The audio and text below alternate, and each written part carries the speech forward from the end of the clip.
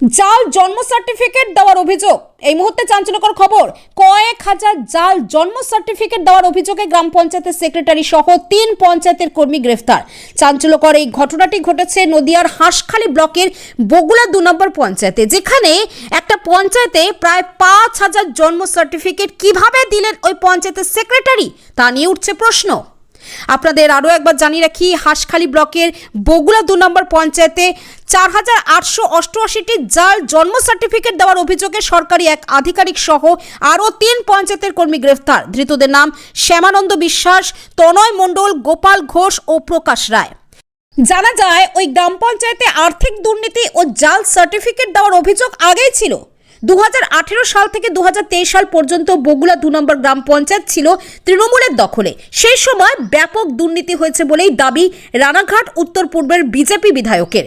দুর্নীতির দায়ে পঞ্চায়েতের সেক্রেটারি সহ যে ৩ জন গ্রেপ্তার হয়েছেন তাদের রানাঘাট মহকুমা আদালতে পাঠায় পুলিশ। দেখুন, আমরা যেটা আমি জানি, আমি সেদিন অফিসে এসেছিলাম, আসার পরে আমি বাড়ি গেছি। বাড়ি যাওয়ার পর রাত 10টার সময় ফোন আসলো যে একটা ছেলেকে মিসিং, মানে ছেলেটাকে পাওয়া যাচ্ছে না। পরের দিনও সকালবেলা শুনি তাকে পাওয়া যাচ্ছে না। যখন আমরা মিসিং ডায়েরি করি তখন জানা যায় পুলিশের হেফাজতেই আছে। তখন মানে ছাড়াতে যারা গেছে তাদের মধ্যে একজনকে ধরে রেখেছে এবং কালকে 2:30টার সময় একটা ছেলেকে ধরেছে। এটা সবই আমার ধোঁয়াশা, আমার এর মধ্যে কিছুই আমার জানা নেই।